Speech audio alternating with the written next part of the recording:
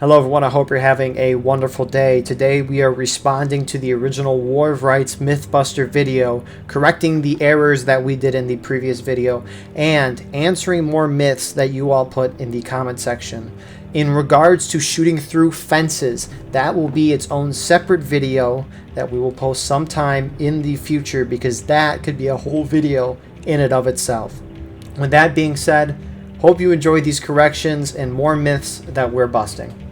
So the first mistake we made in our previous video is we said spectating players do count towards your team's total player count. And so that is actually wrong because we got a message from medical services and I'm going to show you what he told us. So you can see when I'm flipping back and forth between the teams, it goes up from 0 to 1 and then 1 to 0 when I go off it. But when I hit spectating here and I go back to spawn, you can see how they're both at 0.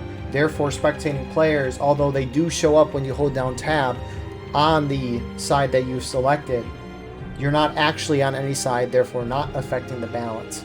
With that being said, the myth is busted. Another correction is that for myth number 10 in the previous video, we were trying to see if melee mode would drain your stamina faster while in double quick. We know that melee mode drains your stamina a lot quicker while you're sprinting, but not in double quick, so that was the point of this test. The issue with this test, though, is that during the melee mode test, we continued using melee mode while in the sprint versus the normal mode where we kept being in non-melee mode while sprinting. And obviously, this is going to cause some errors because when you're sprinting in melee mode versus not, that time's going to be a lot quicker, so we redid the test. And on the left side of your screen, you got us doing double quick in the melee mode, and on the right, doing double quick in the normal, and then we started sprinting in both instances while not being in melee mode. You can tell when someone is out of stamina because on the bottom right of each of the screens, you'll see the sprint text disappear. And we can see that the normal mode runs out of stamina before the melee mode.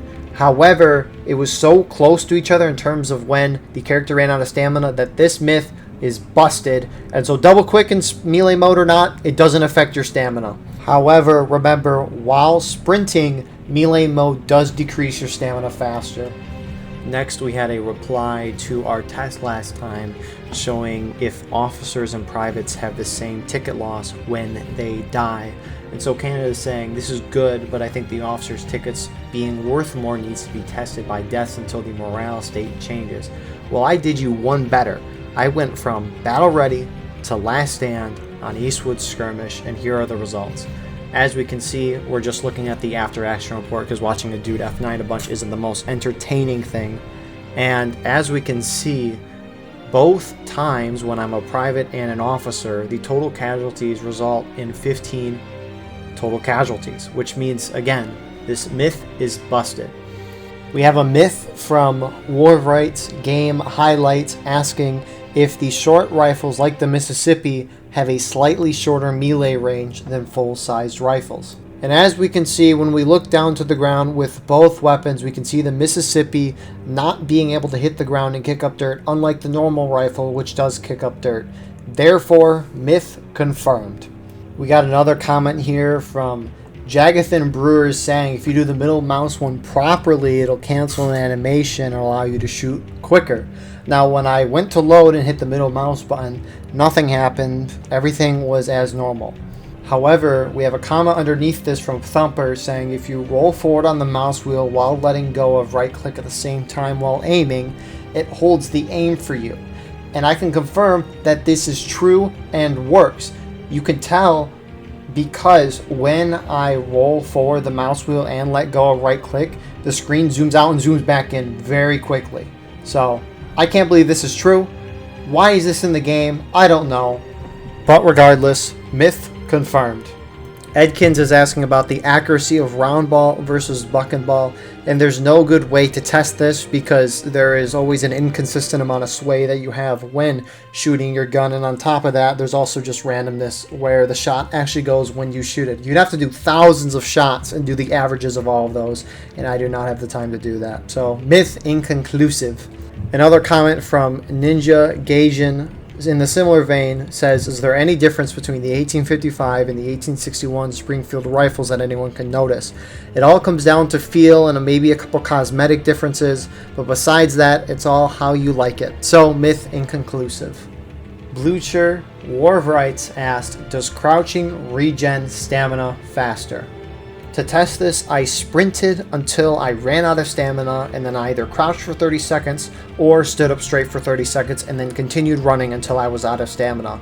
My tests showed that crouching gave you a little bit more stamina than when you were standing up straight. However, the time was so insignificant that there is no difference, essentially, meaning that this myth is busted. We have a comment from our back cause asking about rifle fouling. Does a rifle lose accuracy the more rounds fired out of it while you're alive? Originally, I would say the test is inconclusive because it's very hard to see if the accuracy of something has increased or decreased over time. However, the developers did a ping saying that weapon fouling does deteriorate your rifle, but it is only cosmetic and does not affect anything like accuracy. So myth busted. White Boy wanted to look at a myth seeing if the weight of the carried firearm / weapon affects stamina.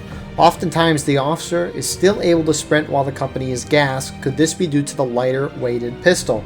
So I spawned in as an officer and as a private and ran until I ran out of stamina, and as we can see, they were the exact same on time, therefore myth busted. Blucher War of Rights has another comment for us saying that quick time being 1 yard per second and sprinting being 5 yards per second is wrong. However, he does say double quicking 3 yards per second is correct. And I will say Blucher is right and wrong at the same exact time. So I chose a spot that was pretty flat on the CSA drill camp, and I did an initial shot, and that shot was 39 yards away from the target. So I turned away from the target, quick time for 10 seconds, turned back around, and then ended up taking a shot, and it was 49 yards compared to the original 39 yards, resulting in a 10-yard difference. 10 yards over 10 seconds is a 1 yard per second quick time at the ready arms. However, if you quick time for 10 seconds while at shoulder arms, turn around, and then take a shot, you can see we got 51 yards instead of 49. 51 minus 39 is 12. 12 yards over 10 seconds is about a 1.2 yards per second when it comes to a quick time at the shoulder arms. For double quick, I turned away from the target and double quicked for 10 seconds, turned around, and then took a shot. As we can see, this shot was 69 yards versus the original 39 yards, making a difference of 30 yards. 30 yards over 10 seconds is 3 yards per second. Therefore, double quick is 3 yards per second. And last but not least, we have sprinting. Your character doesn't fully start sprinting once you hit Shift and W. It takes a second or so before he starts fully sprinting. So I didn't start my timer until the character fully started sprinting. From there, I sprinted for 5 seconds, turned around, and then took a shot, resulting in a 64-yard shot compared to the 39-yard original shot. This means there's a difference of 25 yards. 25 yards over 5 seconds is a 5 yard per second sprint speed. Therefore, in entirety, I would say this myth is confirmed. Ninja asked another question saying, do you sprint faster while in melee mode? So you can see that I am not in melee mode and my friendly is in melee mode, and you can see that as we're both sprinting, the gap between us is not increasing or decreasing. Therefore, this myth is busted. Ninja has 3 questions for us. The first one is, does limber chest move slower when the lid is open? Do cannons actually move faster when someone's on the trail spike? And does a limber chest move slower or the same speed with someone on the trail spike?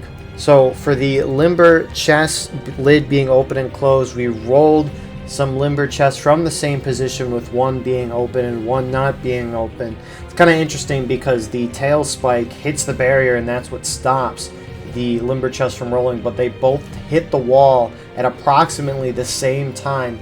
Therefore, myth busted. Lid open, lid closed, it moves the same speed. Next, we rolled artillery forward one instance without someone on the tail spike and another instance with someone on the tail spike. And it just makes sense that when someone's on the tail spike, when they're lifting a good chunk of the weight off the ground and actually moving with it, the artillery piece would move quicker. Therefore, myth confirmed. Now we're looking at the trail spike on the limber chests instead of the cannons. So it was very fascinating because when we did this, it felt like there was much more of an impact when we had someone on the trail spike versus not when ramming into the barrier. And as you can see, the trail spike, when someone's on it, it moves a little quicker. Therefore, I would say myth confirmed. And the last myth for this video is from Bones, asking if the limber chest moves quicker when there's no ammunition within it.